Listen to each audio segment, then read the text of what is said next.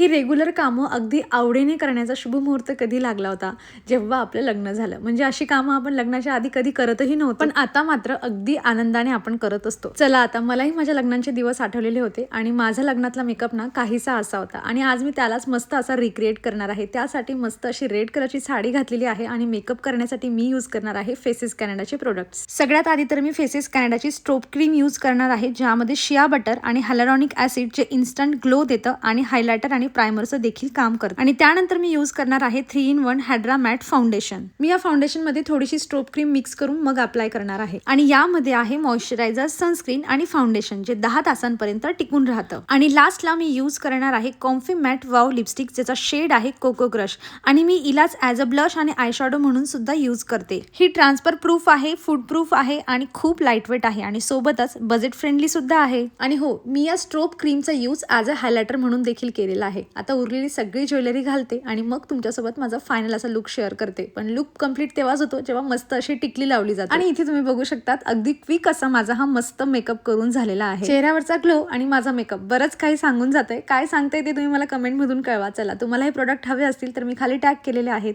Bye.